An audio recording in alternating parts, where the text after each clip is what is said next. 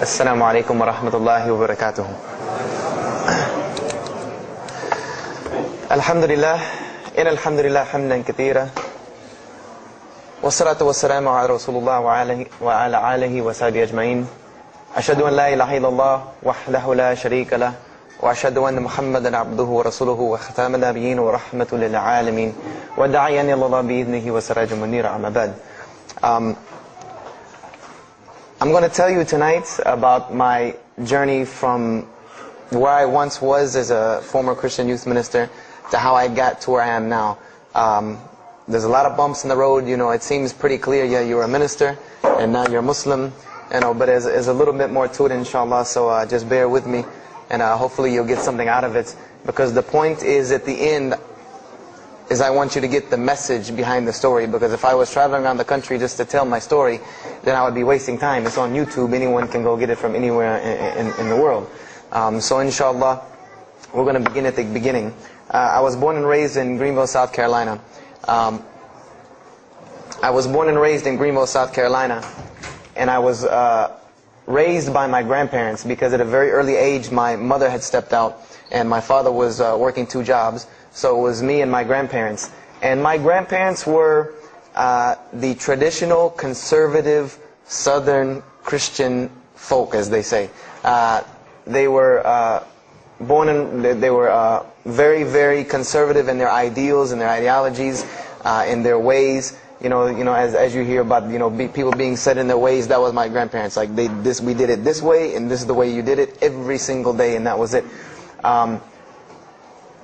And we were very religious in the sense that we went to church on Sundays, we went to church Sunday evenings, we went to church Wednesday. And in Christianity, that's considered very religious. And it was not hard for us to go to church, and it was not difficult for my grandmother to drag me to church every Sunday, which as a kid is what they had to do, because the church was 2 houses down from our house. There was 2 houses, and then there was the church. So it was not hard for them to drag me every Sunday. And I hated church as a kid because of the simple reason that, we were brought up United Methodist. And Methodist is, for any of you know, it's very traditional. It's not like you think about like screaming and shouting in church and all that. No, you listen to the preacher, you stand up and you sing, you sit back down, you listen to the preacher, you stand up and sing, you sit back down, listen to the preacher, and that's it. That's all that happens. And the pews, as they call them, the chairs are made out of wood, they're hard, you get tired of sitting there, you're fumbling around, playing with the money that my grandmother gave me to put in the offering plate, all of these things. That's what I remember from church as a very small boy. But the thing that I do remember enjoying about church was Sunday school. Sunday school is what I got enjoyment from, because went to Sunday school, you painted pictures, of like Noah building the ark, you painted, all these pictures of Moses splitting the Red Sea. You learned the stories of Moses freeing the children of Israel from Egypt. You learn the story about him splitting the Red Sea. You learn the story about Noah and the ark. You learn the story about David and Goliath. You learn all these beautiful stories in Sunday school. So this was basically, as coming up, this is what I knew about Christianity, was the stories that I learned in Sunday school, because I never listened to the preacher during regular service. So that was the only thing I knew about Christianity. So coming up, this was how it was. It was just the norm. And the conservatism in my house, just to give you an example, and about the level of conservatism, is, if let's talk about gender issues, let's say when I became 12, 13, 14, and I started to actually, notice females, and I actually didn't think they had diseases and wanted to run away from them every time I saw them. Let's say I wanted to have a girl over or something of this nature. It was so serious to my grandmother that I had to make an appointment with her, let her know this girl was coming to my house.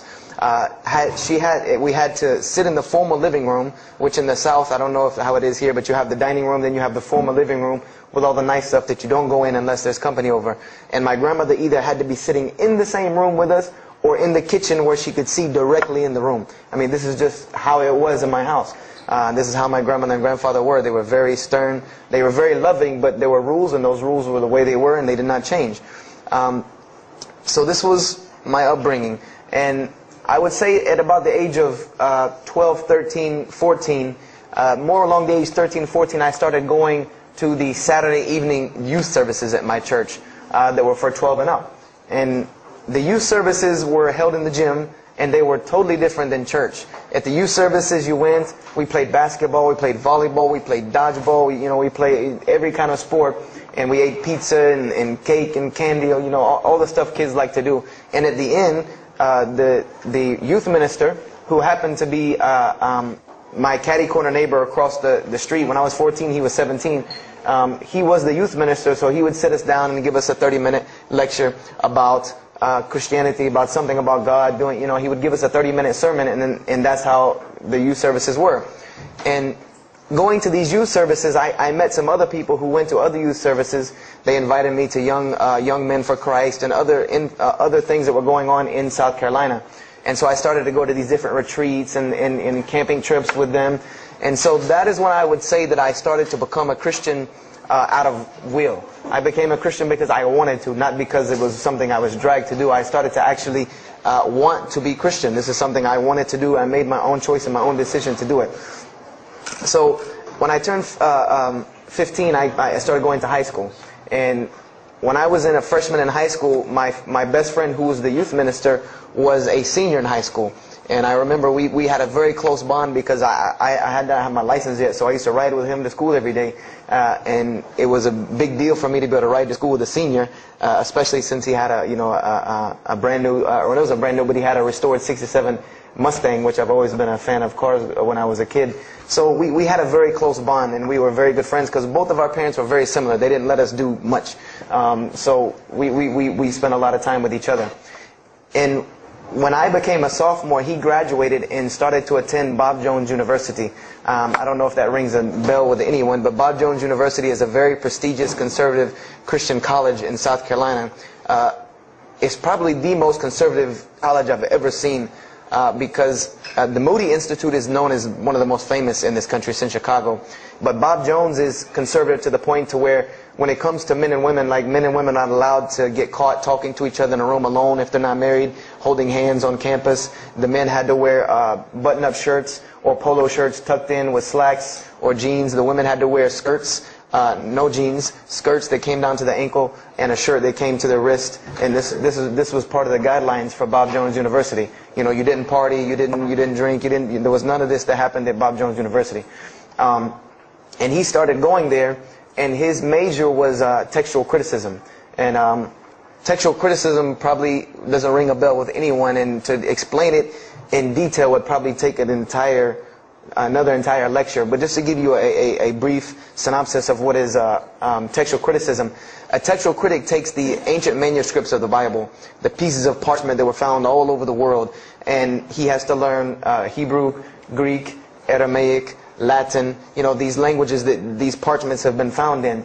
And he has to take these scriptures and try to find out where they came from, why there are variations in the many different versions of the same parchment. Let's say you have Matthew chapter 1 from the Bible. There might be 5,000 different variant readings of Matthew chapter 1 in 6 languages. And so he has to be able to take all these and sift through them, try to find out why there's so many variations of the readings, and then determine which one is the original. And that's not as easy a task as it seems. You could figure, which whenever the oldest is probably more original, which is not the case. Since there are no originals, you might have one parchment that is the oldest parchment of the group, but it might be a copy of a copy of a copy of a copy of a copy of a copy laden with mistakes. And then you might have the newest parchment in the series that might be a once over copy from an original, or a twice over second copy from an original.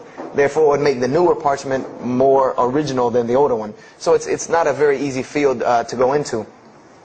And he started studying textual criticism, and being that I was his best friend, I started studying textual criticism. Whenever he was, doing his homework or research papers, I was right there with him. Whenever he did a homework, he would always let me read it. Or when he finished his papers, he would give them to me. He would pass down all of his papers to me.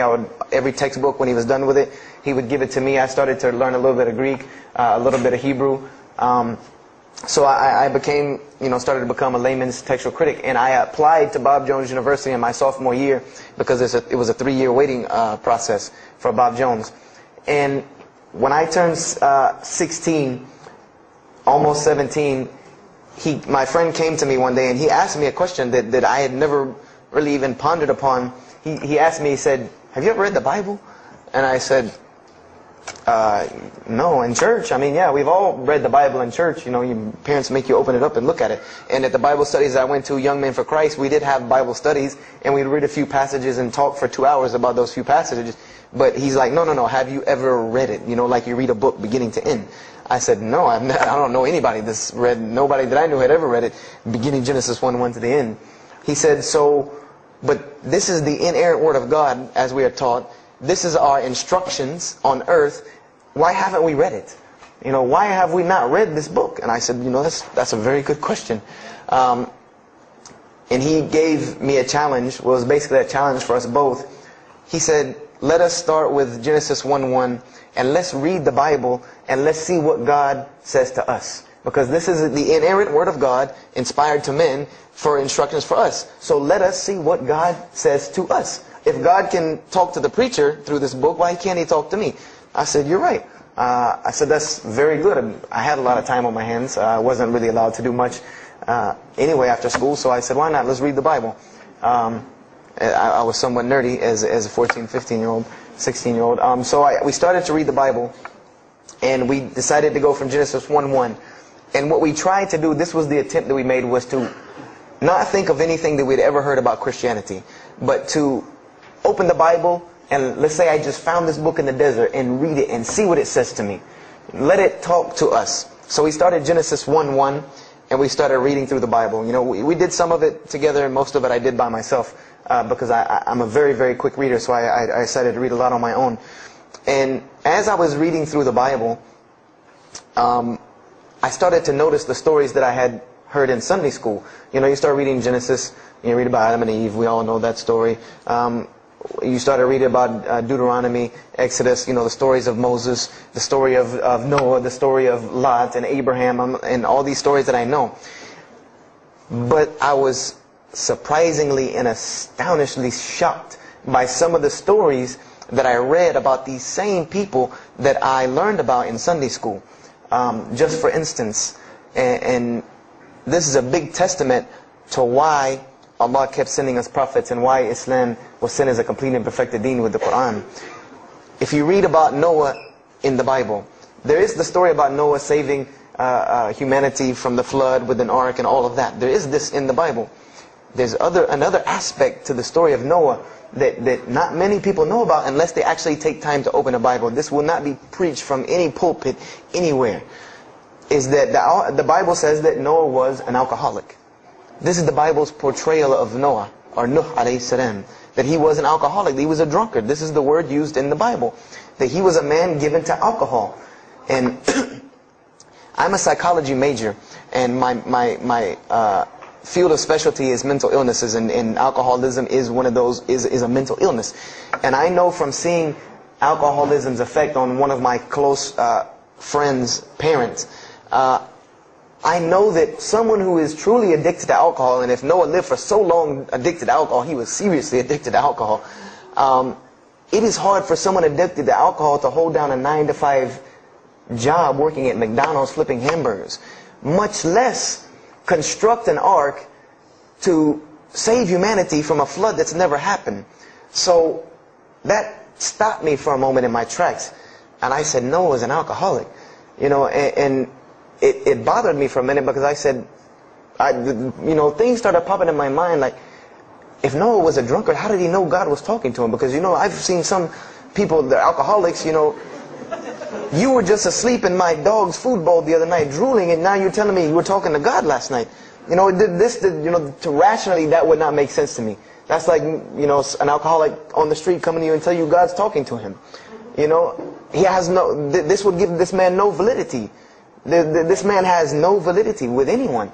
So I didn't pay it too much attention. It caught me, but I said, you know what, I'm going to keep going, because there's one thing that you don't do in Christianity, and I'll tell you what it is in a minute when I started doing it. Then I came across the story of Lot, or Lut alayhi salam. And we all know the story of Sodom and Gomorrah in these stories, but there's another very twisted story in the Bible about Lot and his daughters. There's a story of Lot and his daughters in the Bible that says his daughters got him drunk one night and seduced him and committed incest with him. A'udhu billah. This is the Bible. This is one of the Bible portrayals of the prophets of God. The person who saved his family from Sodom and Gomorrah. This is the story that is in the Bible. So I'm catching myself again like, oh, this is becoming a really bad habit that I'm seeing. This is becoming a bad recurrence that I'm seeing over and over again in this Bible. So, after that I started, speeding through some of the other mumbo jumbo to get to more of these prophet stories. And I got to the story, there are others, and there are some stories in the Bible that are not PG rated, period. They're not rated for talking anywhere. You would need an 18 and up ID card to be able for me to even tell you these stories. So the one that intrigued me, that caught my attention the most, was of my most beloved story in the Bible, and that was of David and Goliath. That was my most intriguing story to me, because not only was, it said that in the Bible that David was a very small man and Goliath was a very big man, and that was appealing to me because I've always been very short, and as a kid I was really short. So, I said this was a very beautiful story to me, just in its prose and in its concept of overcoming. And so I started to read about David. And there are very beautiful stories about David in the Bible. There are indeed. But there is one story about David in the Bible that shocked me to my core. And it's a story about three people. There's three people in this drama. David, Bathsheba, and Uriah. And it says that David saw this woman named Bathsheba. And she was one of the most beautiful women of her time. And she happened to be married to one of the commanders of his army named Uriah. But David on this day decided that he was not able to resist his temptation to be with this woman Bathsheba, so he did. And he committed adultery with her. And knowing that he did this, the way that he decided to cover it up was he sent a letter to the generals of his army saying that when the battle was fierce, for everyone to pull back and abandon Uriah so that he would be killed, and when he dies then he could have Bathsheba, no harm, no foul. So David went from being the slayer of Goliath, the hero from man, to an adulterer, a plotter, and a murderer. And so this is when I really caught myself and said, hold on now. Something's wrong here. Something's got to give. I said, because to me, God's prophets in my mind were people of example. People who I could follow as an example, someone who was supposed to be the best of us, so that we could follow them and emulate them. And they're turning out to be worse than some of the people that you see on America's Most Wanted.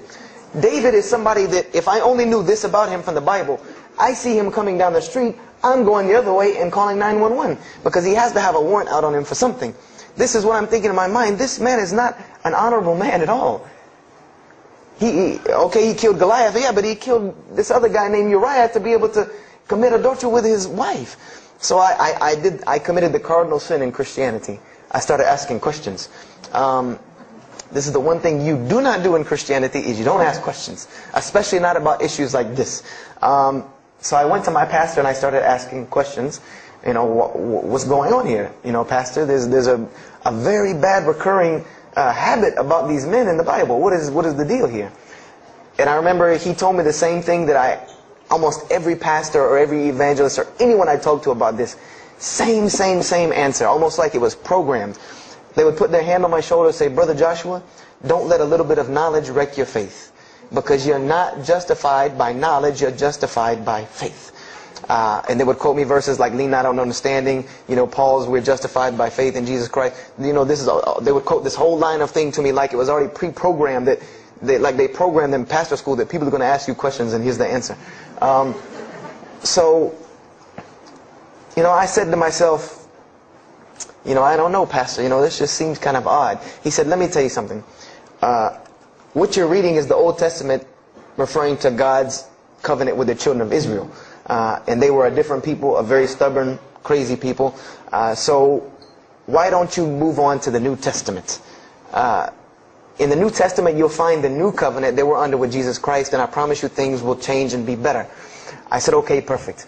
So I went ahead and finished and got to Malachi and then started with the New Testament. So I opened the New Testament, I said, here we go. Let's start all over again. But there were a few things that I had learned from the Old Testament that I wanted to keep in mind when I started to read the New Testament. I learned, number one, that God was one in a unique sense. This is what I learned from the Old Testament, that God was one in a singular, unique sense. This is over and over and over and over very clearly in the Bible. God's nature is one. This is so clear through the Old Testament. And that He was very jealous about His worship. And every single time the children of Israel would turn to something else other than Him, He would punish them and restrict their lifestyle. This is something that I learned. And it kind of, the similitude to me with how God dealt with the children of Israel was, and I hate to use this stark contrast, but it's almost as if one of us went out, God forbid, I hope not, and let's say we went out here and robbed a bank. You rob a bank, you're going to jail for a long time. And every day when you wake up, do you think that jail is going to look like the Hilton at LAX? No, I doubt it. It's probably dark, cold, bad food, orange jumpsuits, not nice people, the whole 9 yards. And the reason why this is, and I know this now from studying psychology, is that this is supposed to be a stark reminder every single day when this person wakes up that you are in jail. This is supposed to remind them every single day you're in jail because you committed a crime. And we run this, not you. This is the message that is being portrayed to this person in jail. So when the children of Israel kept rebelling against God, He restricted their lifestyle. If you study Judaic law now, it is some of the most strict religious law you can find. All of the good things that we enjoy as Muslims, even when it comes to dietary laws, like the good parts of the meat that we are allowed to eat, they can't have these things. These are things that are restricted from them. Why? Because God, Allah wanted to remind them every day that I am Allah. I am your God. You will worship me. I run this, not you. And I understood this from reading the Old Testament. This is a concept I had come across. So I started with the New Testament, Matthew, Mark, Luke, and John. And one other thing that I did when I started to read the Bible was, if you go to Barnes & Noble, let's say you go to Barnes & Noble and you take a book off the shelf. What is usually the first thing you look at? The title. Then the next thing, the author. You want to know the title and the author. What is the name of the book? Who wrote it? And if you do this test with every single book of the Bible, you get a title and no author. Author unknown. Or author is appears to be so-and-so. Or we derive that so-and-so possibly written this. Like let's just say for Exodus, they say Moses wrote Exodus. Which if you read some of Exodus, he couldn't have written all of Exodus because the last part of Exodus is Moses' death, burial, and Joshua taking over the children of Israel. And now unless Moses was a sure indeed prophet that was able to write things after he died, then he did not write these things. And so when you go to Matthew, Mark, Luke, and John, I wanted to know Matthew who, Mark who, Luke who, John who, because it's called the Gospel according to Matthew. The bad thing is that no one knows. No one knows because no one pinned their name down to these things. No Bible scholar in his right mind will tell you that we know for sure Matthew so-and-so wrote this, Mark so-and-so wrote this, Luke so-and-so wrote this, John so-and-so wrote this. It's factual information that we do not know who wrote these. So I was intrigued. I'm like, that doesn't, why would somebody write this book that's supposed to be passed down over generations and people are supposed to, this is the inspired word of God to guide mankind, and nobody decided to pin down who wrote it. But anyway, I started to read it, and I started to notice things about the teachings of Jesus Christ. And they were not what I had learned in church. When Jesus spoke, He spoke of the nature of God. And when He spoke of the nature of God, it was the same nature of God that I found in the Old Testament. Jesus said many times that God is one. God is unique. He would even quote from the Hebrew Scriptures. Hear, O Israel, the Lord your God is but one. When He was asked, what is the greatest commandment? Or He was asked the greatest commandment. He said the greatest commandment, and every Muslim should understand these two concepts. This should be nothing new to you. The greatest commandment is to love the Lord your God with all your heart, with all your might, with all your strength, and then to love your neighbor as you love yourself. He said the rest hang on these two, which we know in Islam we have rights of the Creator and rights of the creation. So this was the concept that He was teaching. And he even said in 1 John 5:17, and this was more clear to me than anything else can be, this is life eternal, that they may know you, the only true God, and Jesus Christ, whom you have sent. And when you look at that in the Greek and the Aramaic, it is almost exactly to a T of La ilaha illallah Muhammad Rasulullah. Now that I know Arabic and have understood that, very same similar statements. Yes, indeed, there were some implicit statements about that you could implicitly, if you took them and separated them from everything else, you could maybe derive that Jesus was trying to claim some divinity or something for himself. But I also know from doing psychology, and I did a little bit of law too, that an implicit statement cannot override an explicit statement. An explicit statement always takes precedence. So if Jesus said God is one, and he allegorically may have alluded to God being more than one, then the clear statement overrides that each and every single time. So this is what I found through the New Testament. And I also found that Jesus taught salvation. But his salvation that he taught was obeying God and following the commandments. This was his mode of salvation. One man asked him, "Good master, tell me how I can inherit the eternal life." He said, "Follow the commandments." Follow the commandments. He even, in Matthew, was so sincere about it. He said, "Whosoever shall follow the least of these commandments and teach men to do so shall be called the greatest in the kingdom of heaven. But whosoever shall break the least of these commandments and teach men to do so shall be called the least in the kingdom of heaven." So this I understood very clearly, that Jesus taught the same nature of God that was in the Old Testament. He taught that the salvation lied in worshiping God and following the commandments. This I understood. Matthew, Mark, Luke, and John were very clear about this. You know, there were other things, the only begotten Son, you know, but these things were not in red letter, so I did not give them as much weight as what I did to the actual words that Jesus Christ was saying out of his own mouth. So I read Matthew, Mark, Luke, and John. All of it was saying the same to me. I said, and I was thinking to myself, this is not what I was taught about Christianity. You know, you're taught that God is 1 in 3, 3 in 1. You know, 1, 1, 1 equals 3. You know, Father, Son, Holy Spirit. Jesus died on your cross to forgive your sin. You know, and there was another thing that I noticed from the Old Testament, and this is a beautiful lesson to Muslims, because you're asked this all the time, especially when it comes to dawah. And I never put 2 and 2 together until I learned Islam and then read the Bible one more time. Is I wanted to know why the Jews wanted to crucify Jesus so bad. Why so bad? They could have just mobbed him anywhere and killed him on the street. It's not like he had clans like the Arabs that would have come and backed him up. I said, why didn't they just kill him? You know, why were they so strict and sincere to tell Pontius Pilate, you got to kill him and you need to sanction it. We can't do it, but you need to sanction it to kill him. And now I understand it. Was that Jesus had a mission, and that mission was to share God with the world.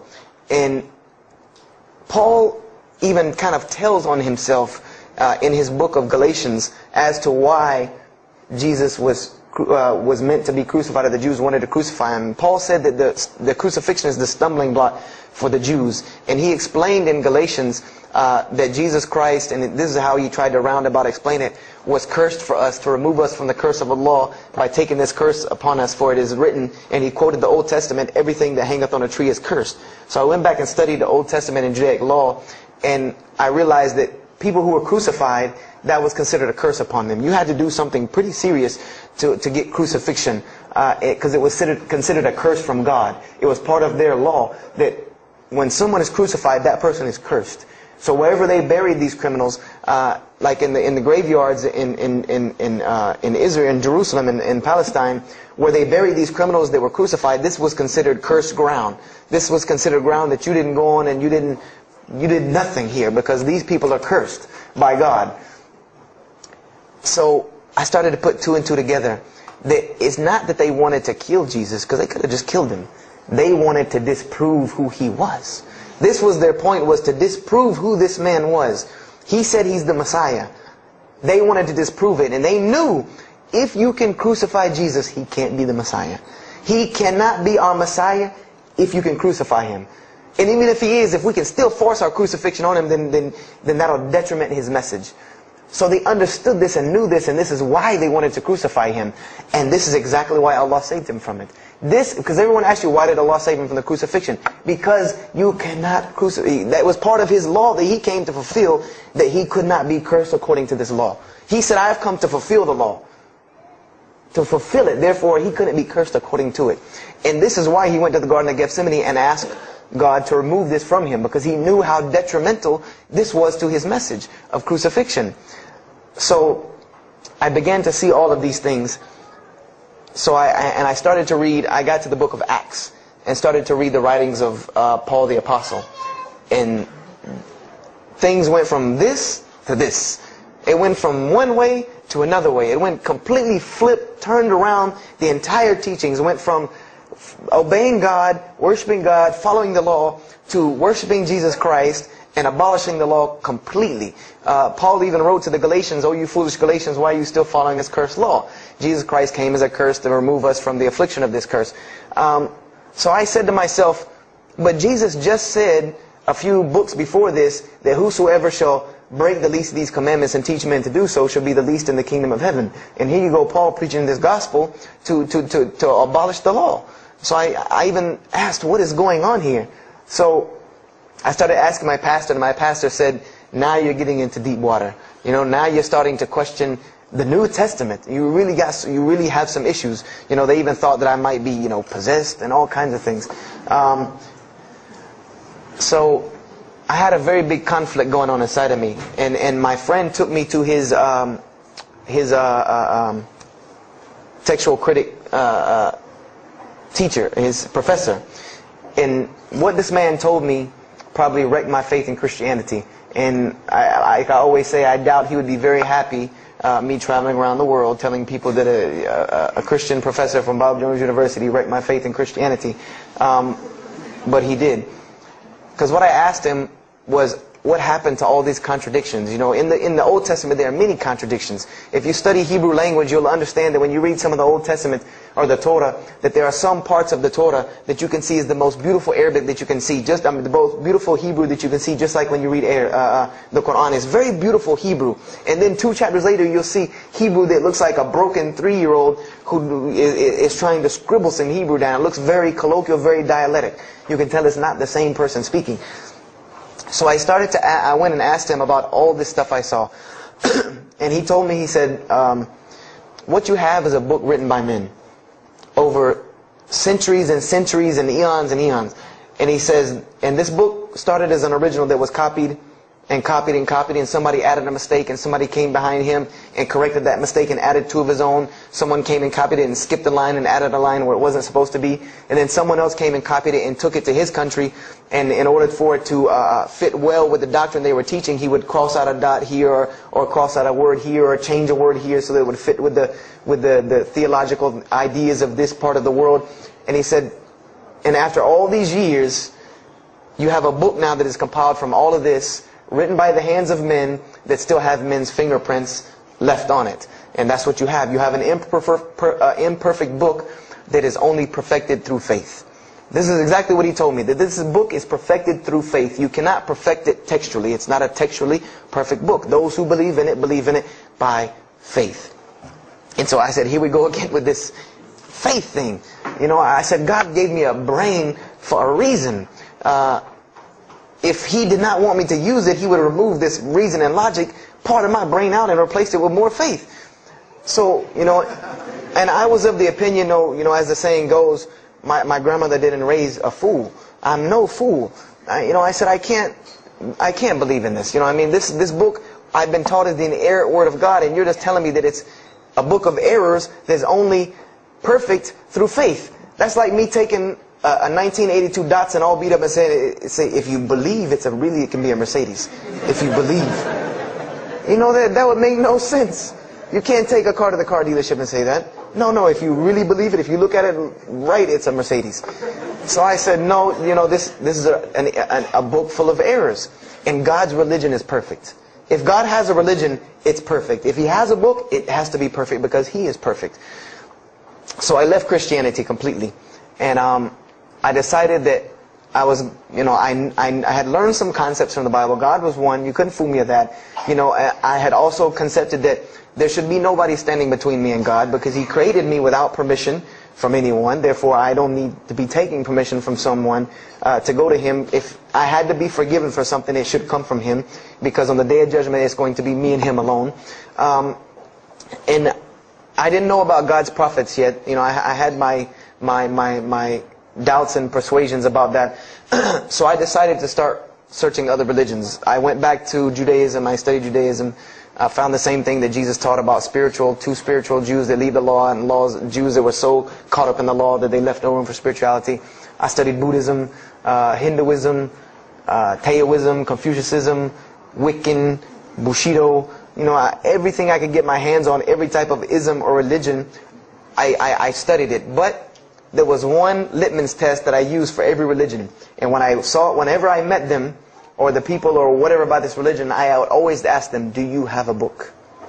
Do you have a book? Because another thing I had come to the conclusion of is that if your religion is true, you should be able to tangibly hand me something and show me that this religion is true. Give me something that I can see. I don't want to hear that faith stuff anymore.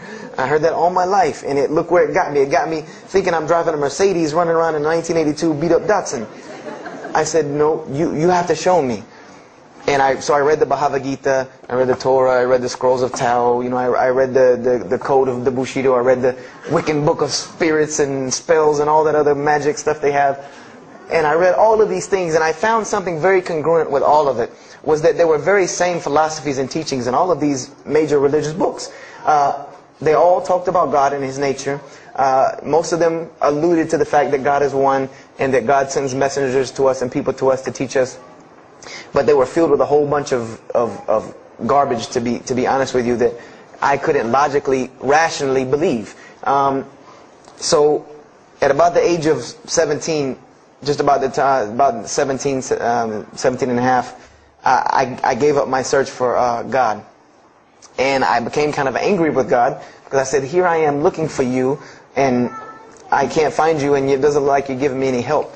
And I don't know how many of you know, but for a 17-year-old that is frustrated with God and the world, there's a lot of trouble he can get into. There's a lot of things he can do to put himself in predicaments when he's frustrated with the world and had come to the conception that, you know, if there's a God that exists, then He doesn't really care about me. You know, that's a kind of a dangerous young man. So I started doing the whole partying in trouble, going to parties, drinking underage, all of this stuff I started doing. You know, I'm a perfectionist at heart. So when I was a Christian, I tried to be the best one I could. If I was going to switch to being any other religion, then I was going to do that 100%. So you better believe when I went after the dunya, I did that 100%. And you know, I was a martial artist since I was 15 years old, and even though it was only 2 years, you know, 2 years at 17, you think, you know, you're Bruce Lee. So I got into a lot of fights, got kicked out of school, had to go to another school, got in one fight, got arrested for a fight. You know, and there were a couple incidences that stopped this downward spiral, because I was on a very, very quick downward spiral that would, and I believe if I would have continued on that downward spiral, I would probably end up hurting someone, killing someone, or them hurting or killing me. And there were two incidents that brought that to an abrupt stop, like pulling the emergency brake. And the first one was a car accident that I was in. My friend and I were on the way back from Clemson University, from a frat party, and we were driving up 385 in South Carolina, and we were both highly intoxicated, and I decided that night that he was driving, I decided to put my seatbelt on for the only reason that I kept falling over when I fell asleep without the seatbelt on, because I didn't really believe in the seatbelt thing, because I said if I'm going to die, I'm going to die. You know, that's the conception that I come up with, that if, you know, if it's time for me to die, it's time for me to die. I didn't believe in the whole time your camel thing. So I put on my seatbelt, and I fell asleep. And the next thing I know, I remember waking up with the car shaking. And I woke up to grab my friend, because I thought maybe he had fallen asleep. But when I woke up, the only thing I saw was the tree line and then the pavement coming right at my face. And the window smashing and the car flipping, the whole 9 yards. And us landing in a ditch.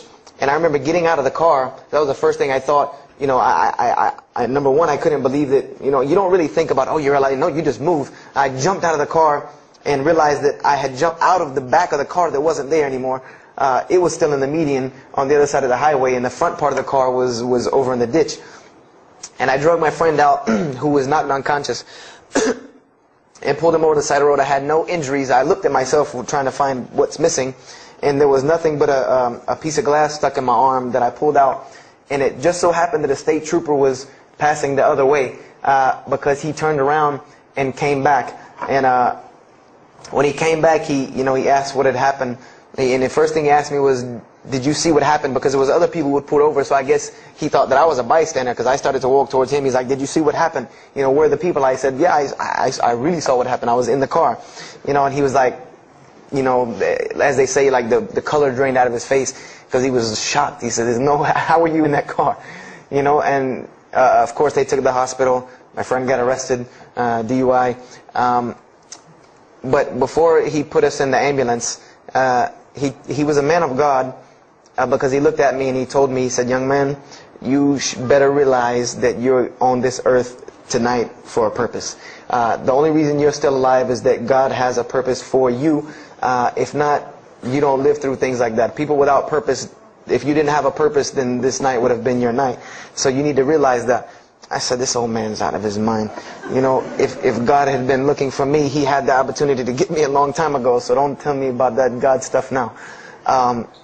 So I paid it no attention, and about a month later, 3-4 weeks later, my friend and I, same two, he's on crutches still, we decided to go to New York City. We decided to just take off, drive to New York City. We didn't tell our parents where we were going. I said I was sleeping in his house, he said he was sleeping in my house for the weekend. So we drove to New York. And in New York, I remember going to the ATM to get some money. And in New York, they have these ATMs where you have to go in the little glass room to get your money at ATM. I don't know if they have that here or if any of you have been to New York. Now, alhamdulillah, you have to put your bank card in to go in there. But in '97, it was not like this. You went in, and it was almost like the game Mousetrap, because you go in, take out your money, criminal comes right in behind you. There's nowhere for you to go. You know, there's nowhere to run. So I went in and I took my money out of the ATM. And I heard the door open behind me, you know, so I turned around, you know, I thought somebody was coming in behind me, and there was a man who put a gun to my face. And he must have really needed this money, because he didn't ask me anything, he didn't say a single word. I just remember looking at the gun in my face and him pulling the trigger. And it was a revolver, and to this day I'll never forget that image in my head of seeing that little spindle turn and hearing that very distinct click of a revolver. And it probably could have been like a .32 snub-nosed gun like this, but when it was in my face, it looked like one of those like cannons that you see on the movies. And I remember when he pulled the trigger, I didn't think anything. You don't think anything. It just blank. You just go into this like shock of blankness. And then a couple seconds later, thankfully I had been doing martial arts. That might have helped me overcome the fight or flight syndrome, because all I could think was, go! You know, like myself kicking myself, like, what are you doing? Go! So I bum rushed him, we went flying, he went flying, money went flying, gun went flying. And I took off and went to the hotel and didn't say anything to anybody. We went back to South Carolina the next day. And I didn't say anything because we weren't supposed to be in New York. My grandfather would have killed me. If that guy didn't kill me, my grandfather would have took care of it. So I didn't say anything until about a month or two later. You know, I kept having nightmares about this same incident. I kept having night terrors from this incident. And so I told my grandmother about it. And she told me the same thing that the officer had told me. She said, you know, you have to realize that God has a purpose for your life. You're here for a reason. People don't go through the things that you've been through and still walking on this earth without a reason, and you're pushing the limit. This is what she told me. You're pushing the limit, really. God has something for you, and He wants you to get it, but you're pushing it. And she didn't tell me to go back to Christianity and study my Bible. The only thing she told me was that God hasn't gone anywhere. You just have not looked in the right place yet. And so I decided to put myself back together. You know, the car wreck, the gun thing, the getting arrested for fighting, like all of that, like really made me stop really quick and think, that I need to get my stuff together. So I became an agnostic, someone who I believed in God with no form of religion. I prayed to God on the floor on my hands and knees, because this is how all the books of God, this is how the Bible, the Torah, the New Testament, the Bhagavad Gita, all of these scriptures that I ever read, they said that this is how the men of God prayed. And it was during this time that I did read one book about Islam in the public library, because I had never heard of Islam ever. But I remember I was looking in the religious section in the library at school, and there was a book about Islam, and or it was in the library, the public library, and I remember it was some title like "Why I'm Not a Muslim," or some, one of these titles that was propagandistic against Islam, but I had no idea. So I just took the book and I read it, and I remember it said that Muslims, M-O-S-L-E-M-S, and any of you knowing Arabic knows that's a very derogatory word. A Muslim is someone who oppresses someone else. That's a very quick sleight of the pen that was used in the past for a very real purpose. It said that Muslims were people who worshipped a moon god named Allah, who lived in a box in the desert in Saudi Arabia, and they were oppressive to women. I remember there was a whole chapter about how they could have 4 wives and as many as they want, actually, because they could marry 2, divorce 1, get 3 more. This whole, and it said that I remember the one thing that really caught my attention was the whole chapter on jihad, where it said that Muslims were allowed to kill non-Muslims at any time, at any place, without discretion, and it was an honorable act, and not only would they go to heaven before it, but they would get 70 virgins on the way. So I closed the book on Islam, put it back on the shelf, and marked off Islam off my little list of religions, and said thanks but no thanks, and if I ever see a Muslim, I am out. And I said I'm pretty safe in Greenville, South Carolina. I had never seen a Muslim ever. So I said, I don't have to worry about running into no Muslims, thank God. So, I started, just worshiping. I tried to just be a good person, pray to God, ask Him for guidance, try to be a genuinely good person. And I remember what changed is when I met a Muslim. I met a Muslim who I had met a couple of times at school. We had went to school together, and I knew him, but I never knew that he was Muslim. And there's a couple of reasons why I never knew he was Muslim. Because he was African American, number one, and the book said that Muslims were Arabs. And number two, I didn't know, I thought Muslims ran around, marrying as many women as they want and killing non-Muslims. I didn't know that they could also be part-time drug dealers. So I never knew that this guy was Muslim. I didn't put 2 and 2 together. So we were at his house one day, and me and my other friend, the one that I got into a lot of trouble with, I'm trying to keep him out of trouble now. We were at his house, and we were debating something about religion. I forget what even the topic was, but you had 2 teenagers thinking they know everything. And I was trying to explain something to him about the Bible. And that guy came in and was listening. He said, "Have you ever heard of Islam?" I said, "Yes, I've heard all about Islam." He was like, "Okay, so what do you think of it?" I said, "What do you mean what I think of it? That's probably the worst religion I've ever seen on the face of the planet." He's like, "Why?" And he's like, "But I'm a Muslim." I was like, "Man, stop playing." Like, you're an African American. He's like, "So?" I'm like, "The book said you guys were Arab. All the Muslims were Arabs." He was like, "What else did you read in the book?" And I told him. He was like, "Man, what in the, what have you been reading?" He's like, "You need to go to the mosque for Jummah." He's like, he told me, he said, "I'm not a good Muslim." This is what he said to me. He said, "I'm not a good Muslim. I'm not even going to try to front and say I'm a good Muslim." He said, "But I can guide you to some people that can tell you the real truth about Islam," because he knew about my story about wanting to find religion. And he said, "You need to go to the mosque for Jummah." And I said, What's Jummah?" He said, "It's just like church with no chairs." And I said, "I can do church with no chairs because in church the chairs were the worst part anyway." Because they had these hard benches that you sit on that are like this, and are so hard. I said, "That's good. You sit on carpet? Wow, man, every church should be like that." And I said, where's the mosque? He said, it's on Wadehampton Boulevard. I said, where on Wadehampton Boulevard? I lived on Wadehampton Boulevard. I lived right off of Wadehampton Boulevard. He said, you know where Lee Road intersects with Wadehampton? I said, yeah, I lived on the other side of that intersection. He said, it's right there. I said, no, it's not. There's nothing. There's a gas station or a church. He said, yeah, you know that church, the Evangelical Missionary Training Facility? I said, yeah, I used to take missionary classes there. He said, you know that building in the parking lot with the gold thing on top? I said, yeah, the gym? He was like, no, that's the mosque. Because I had always thought it was the gym because it was in the same parking lot and it was just rectangular with 2 glass doors in the front.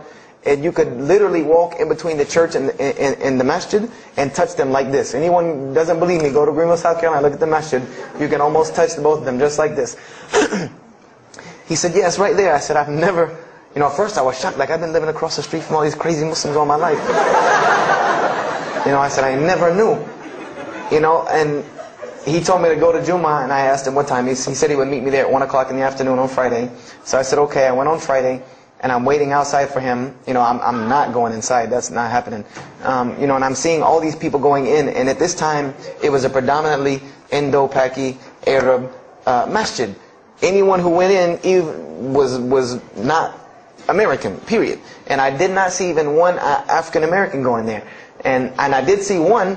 And then when he went in, I heard him talking in a dialect that I realized he was probably from Africa. And I said, he's not American.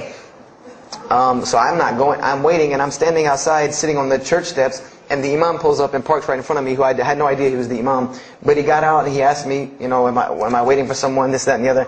And I explained to him. He said, oh yeah, we know this brother. You don't see him that much, but we know who he is. He said, I'm glad you came. He was a very, very nice, gentle young man. And he invited me into the mosque, and I kind of wanted to wait on my friend, but I didn't want, at the same time I didn't want to tell this man I don't want to go in. So I went in, and they put me in the back and gave me a chair anyway. And I said, I came to sit on the floor. And they gave me a chair anyway, and all of these people are piled up in front of me. And there's no Americans here. And I'm starting to wonder, if this is a setup, because it's starting to smell like a setup to me. Because in my mind, I'm like, you've been set up before, and this seems kind of like this. So, and I'm starting to think in my head, scenarios, a young mind at play. I said, this other guy, my friend, he probably was in the same situation like me, and he probably made a deal with them to get out as long as he brought other Americans and tricked them into coming to the mosque so they could do their jihad after Jummah and get their 70 virgins. So I'm sitting here, and there's all these people in front of me, and then there's a curtain with all these people behind me making noise, and I have no idea who's back here. So I'm stuck in the middle of this. I hear that it's some women, but I don't, there's a curtain. I have no idea. So I'm like, there's something very odd about what's going on right here. I'm like, just let me make it. I'm starting to look for the exit. I'm like, calculating how many people are between me and the exit. I know some martial arts, so I said I might hit a couple of them, and I'm out. And then the imam came, and I just now realized that he was the imam because he got up on the minbar, and they started to call the adhan. And, I said, okay, that man seemed nice. He seemed genuinely nice. So I felt a little more comfort. And then he got up after the adhan, and he started his khutbah. Inna alhamdulillah nahmaruhu wa I said, oh my God. I said, I bet you he's talking about me. And he's being forceful. He was getting loud and banging on the minbar, and he's pointing in my direction. I'm like, oh man, I gotta get out of here really quick, I said, well, I'm going to take my chances with the women behind me. I'm going through the curtain. And then he started to, when he got done with his Arabic tirade, he started to explain it. That verily all praise belongs to Allah alone, or God alone, and Him do we worship, and Him do we seek help and assistance. We seek refuge with Him from the evil that lies. He explained what he said in Arabic, and it sounded to me so beautiful. It was very, very beautifully prosed, what he said, and I wanted to know where he got that. I said, where did he get that? Because it was only about God and about the nature of ourselves. All of us should know that beginning of the khutbah, and he quoted the 3 verses from the Quran. O you who believe, fear God as He should be feared, and do not die. And instead of a state of submission to Islam, he was a very wise man because he translated everything. It was almost as if he knew I was there and translated everything for me. And he. I remember to this day what the khutbah was about. And I don't know if he did it because I was there, or if that was his already planned khutbah, but it's almost as if it was meant for me. The khutbah was that, the title of it was that the forgiveness of Allah is open to anyone at any time, at any place, no matter what, unless they have committed shirk. And the prose of the khutbah was a very long hadith. That some of you will know. And just to make it short, it was the hadith where the Rasulullah ﷺ met Angel Gabriel or Angel Jibreel, and Angel Jibreel was telling them to tell him that if the Muslims commit this certain sin, to tell them that Allah would forgive them. And every time he would tell the Muslims, they would say, okay, well then what about this sin? And he would go back and meet with Angel Jibreel, and he would go back and come back and say, tell them that Allah will forgive him for that. And this discourse happened, for many different sins. And then finally Angel Jibreel alayhi salam said, tell them that Allah has said, no matter what they do, even if their sins are compiled, like the oceans are from the east to the west, as long as they have not associated a part with Allah, tell them that Allah will forgive them. And I remember he told me that, or he said that, that the door of repentance to God is open, as long as you have not seen the angel of death or the sun hasn't risen from the west. I didn't really understand the sun risen from the west thing at that time. But, and he said that, God's forgiveness has to come from God alone. And this was the whole premise of his khutbah, was on forgiveness and tawbah. And I was saying to myself, these are all of the same concepts that I had formulated through reading the religious scriptures myself. And I'm asking myself, where did he get this stuff from? Where did he get all this? And he started using names like, he used the name Ibrahim alayhi salam, he used the name Musa, and I'm like, he translated it to Abraham and Moses. I'm like, where did he, where is he getting these? These are names from the Bible, I know these people. And so after the khutbah, they started lining up for the prayer. And I got apprehensive because everybody's getting up in front of me and blocking my exit from the door. And so I guess one guy in the back saw me, and because I had to move back a little bit, he said, we're about to pray. And I said, pray to who? And he said, to God. I said, which one? And he said, the one that created the heavens and earth. The same one that's in the Bible, the only creator of the heavens and earth, the only God. I said, yes, I know him. And so the Imam started to pray, and when he recited the Qur'an, I know it sounded very intriguing. I had no idea what it was. But then when I saw Muslims bow and prostrate on the floor, verses and verses of every religious book that I had ever read started ringing off in my head, that this was the way men of God prayed. And the first thing that I could think of in my mind was, this is worship. That's what I said to myself. This is not prayer, because prayers are asking God for something. These people are worshiping God.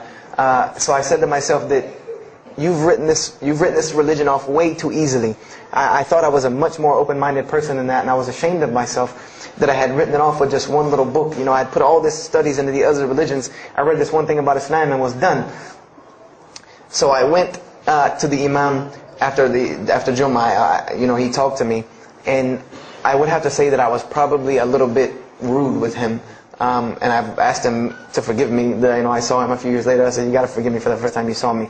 Because he started telling me, would you like to know a little bit more about... He had a very heavy accent. He was an Egyptian brother. Would you like to know a little bit more about Islam? He tried to give me some pamphlets. I said, no. I don't want any of this right here. I said, do you have a book? This is what I wanted to know. Do you have a book? Can you give me... He said, yes, we have a book. I said, it's called the Qur'an. I said, can I read it? Is it in English? Can I read it?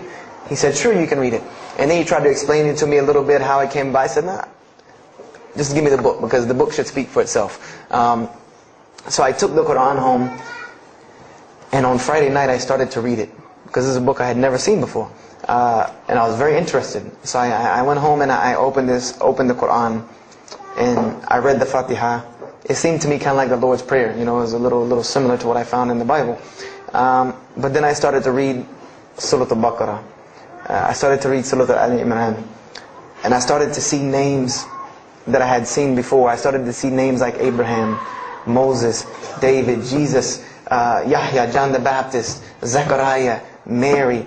And I said, I know all of these names, but there was something different about these people in this book. The prophets that I found in the Bible were people that were deplorable, of not very good character. These same men in the Quran were someone who were at the highest echelon of moral character and moral fiber. They were someone that was an example to be followed because they lived the message that they preached. Therefore, they were able to be followed and emulated. So, I read all of these chapters and I read the story of Jesus, peace be upon him. Because when I saw the name Jesus first, that really intrigued me. I wanted to see, what does this book have to say about Jesus? And I read the story in Ali Imran, and I read a story in Surah Al-Maryam. And it was more beautiful than anything I had ever read in the New Testament, or any nativity story that I had ever heard. It was more beautiful than that times 10. I remember the only thing that I could capture in my mind was the miracle of how, because in the Bible you never really figure out the conflict of how Mary gets over this finger pointing at her about her coming with a baby and she's not married. There's no real end to that. There's no real defense for her from this in the New Testament. But the Quran is so explicit and so clear that Jesus' first miracle was to speak from the womb, to speak as a baby and defend the honor of his mother. Something that you cannot deny. Something that you cannot deny about her, who Mary was, when you have this baby speaking on her behalf. So, I would say I read the Quran entirely in 3 days.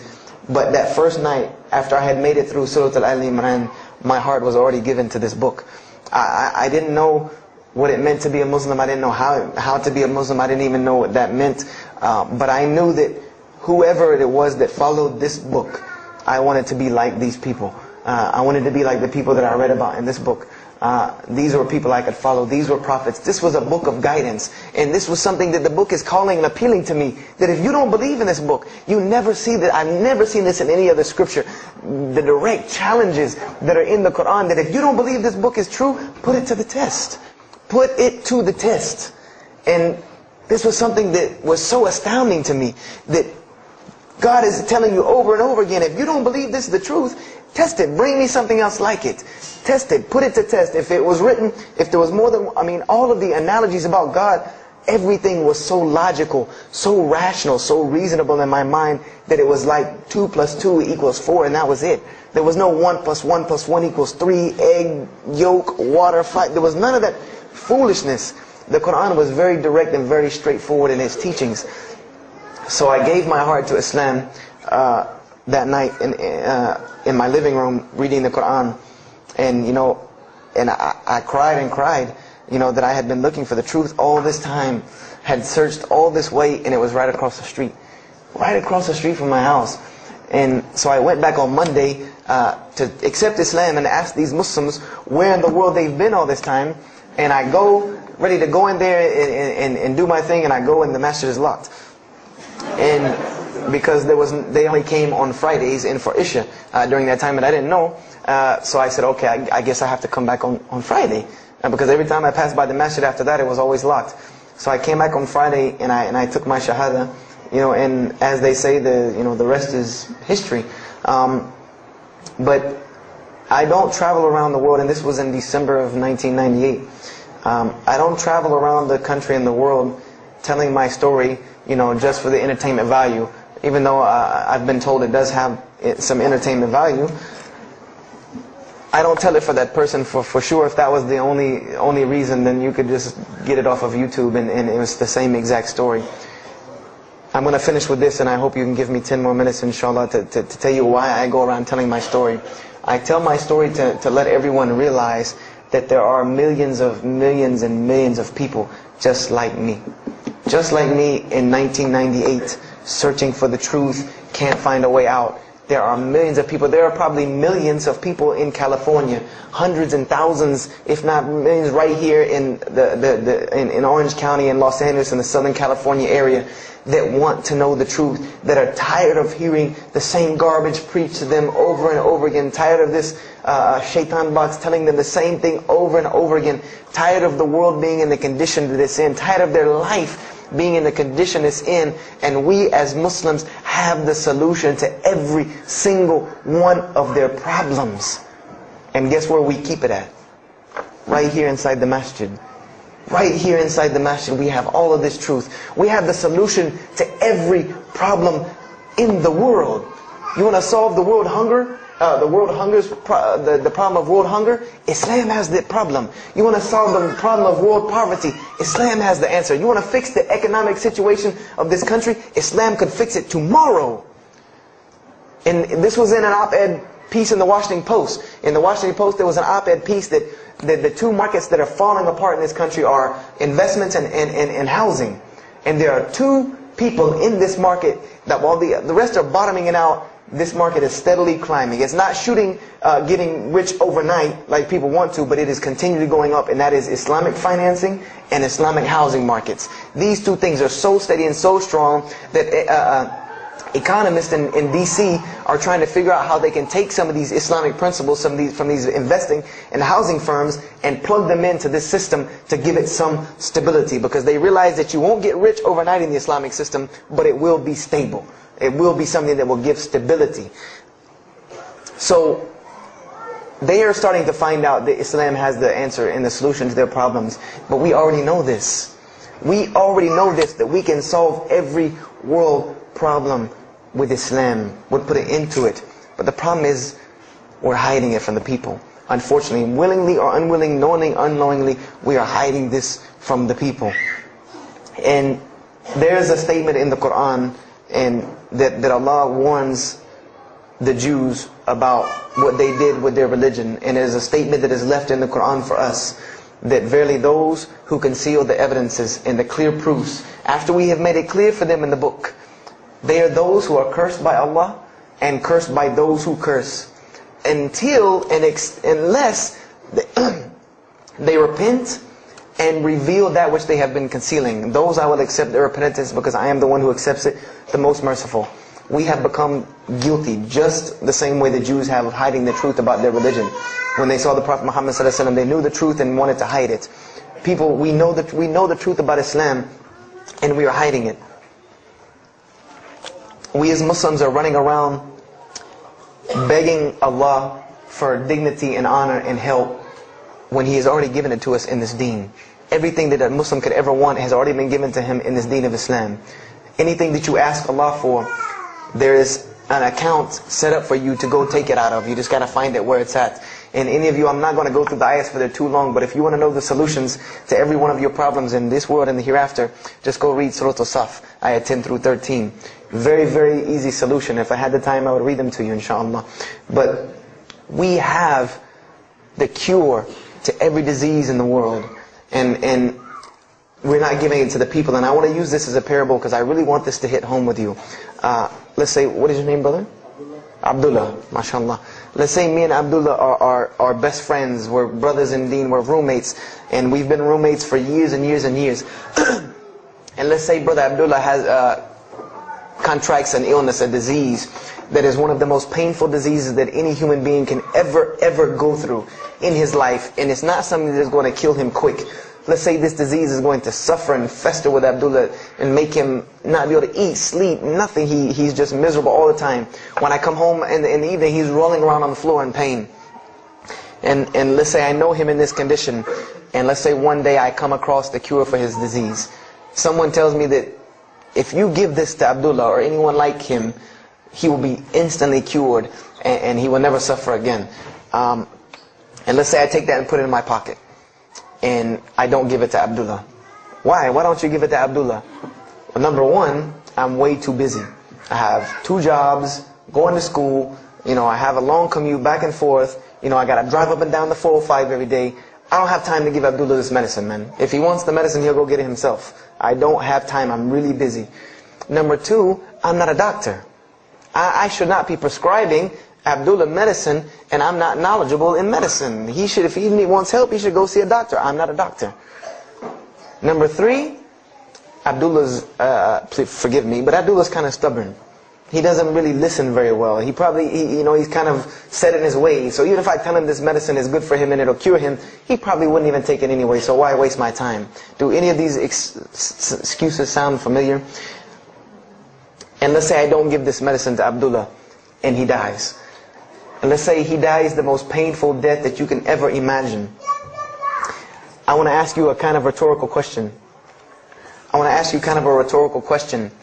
Do you think on the day of judgment that Allah is going to call me and Abdullah up and ask him about this incident between me and him because I've oppressed him? I have oppressed him. I've allowed him to suffer knowing that I could ease his suffering. I'm sure Allah is going to ask us about this. But you know the beauty about Islam is that if Abdullah was a good Muslim, bore this disease patiently and died, he dies as a shaheed, inshaAllah. And on the day of judgment, this is how beautiful Islam is, that he could very well come before and Allah ask us about this and Brother Abdullah say, you know what? Allah, I forgive him. So you forgive him. This is the beauty of our religion. And Allah will forgive me. But the disease I want to tell you about is the disease that every single non-Muslim walks around with every single day, and they don't even know it. It has no real physical symptoms, and that's the disease of shirk, the disease of being jahl, being ignorant about Allah subhanahu wa ta'ala. Allah gives them life, and they worship someone else. Allah feeds them, and they thank someone else. He created them and fashioned them in the womb of their mother and knows them better than they know themselves. And they have no idea who He is. They don't even know who He is. If that doesn't pain your heart to see a person in this condition, then for sure the hearts have become hardened. Because when I see non-Muslims, especially when I sit in places like airports, I see this disease. I see it on them. I see them walking around with it. And there's so many of them passing me, I think to myself, there's no way I could talk to all of them. There's nothing I can do. And this disease is something that not only is not going to show up as a physical symptom, and is going to leave them ignorant about Allah subhanahu wa ta'ala, but when the day they die, they will die the most physically painful death that anyone can ever suffer. The Rasulullah said that when the angel of death comes to the disbeliever, it doesn't come kindly. He yanks the soul through the nose, and it's as if his flesh is torn from his bones. It's as if they take Brother Abdullah and turn him upside down and stuff him in a human paper shredder. This is the death that is waiting for those who do not know Allah subhanahu wa ta'ala. And you know the unfortunate thing? That while you've been sitting here listening to me, thousands of people have died.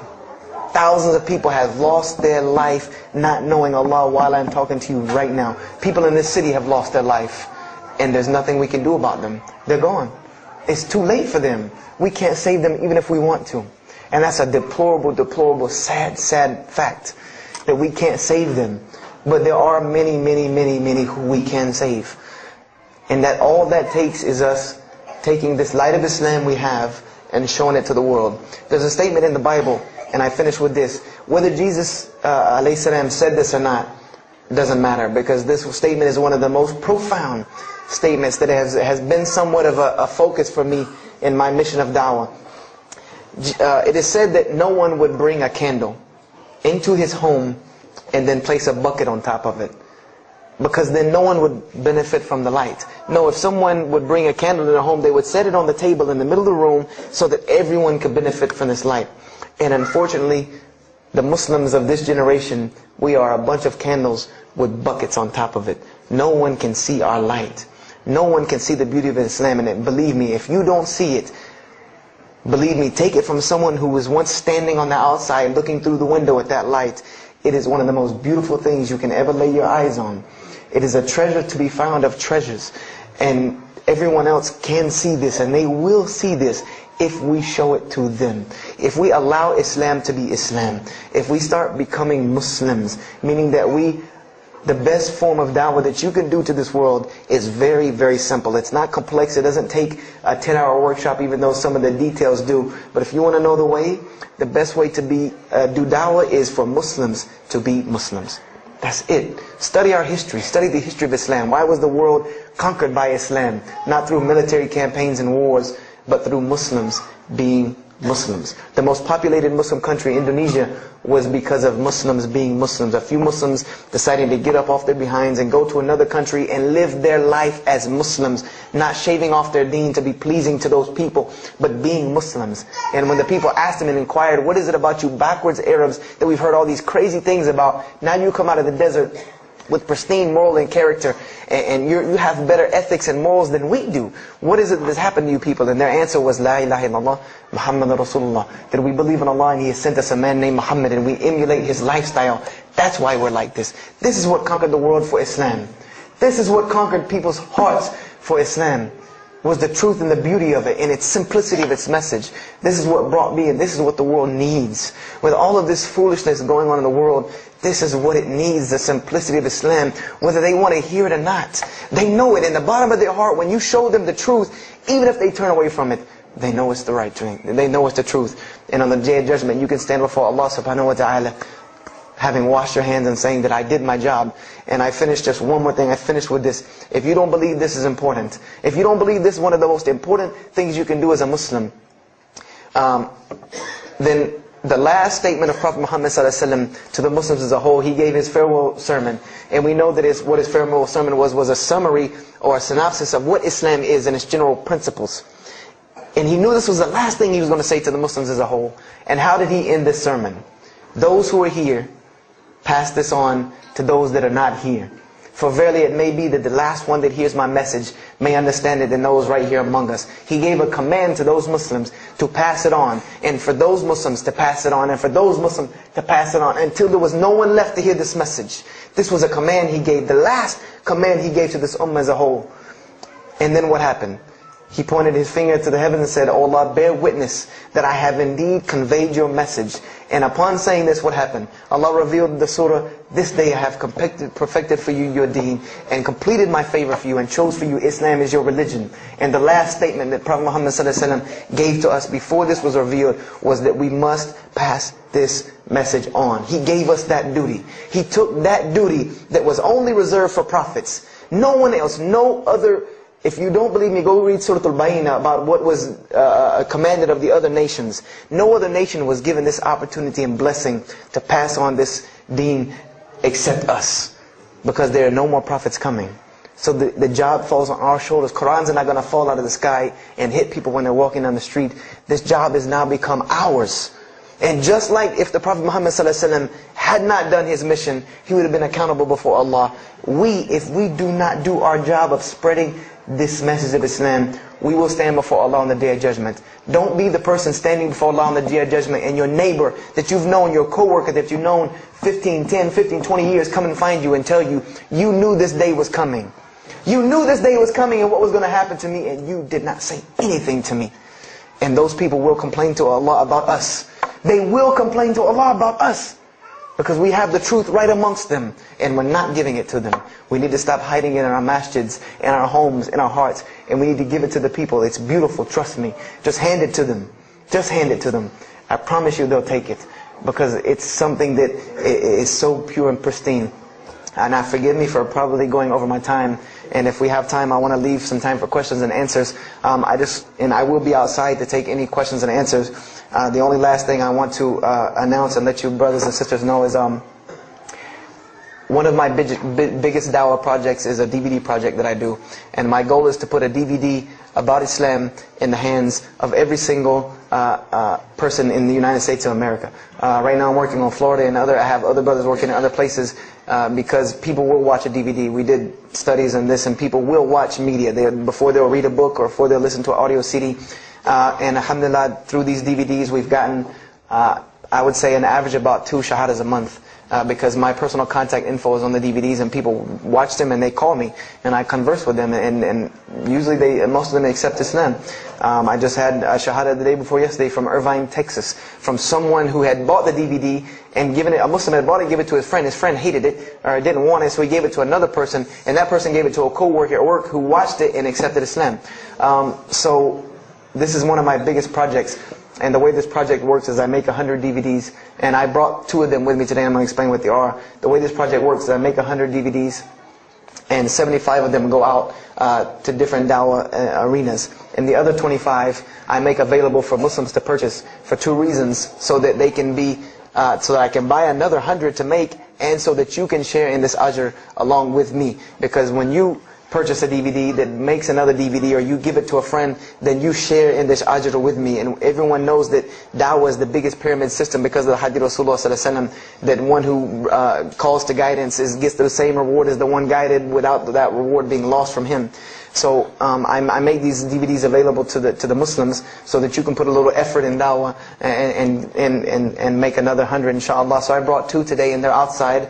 One of them is called Islam in the Bible, which is basically what I just told you in a PowerPoint format, so that you could see all these verses that I saw, all these things that I read that allowed me to see the truth of Islam very clearly when I saw it, and I coincide them with the Qur'an so that you could see them. And there's another one the other one's called The True Gospel of Jesus Christ, where I go through the New Testament. Well, first part I think is an interview about me and my story to Islam, and there's some other Q&As on the other DVDs about nature of God and all these different things.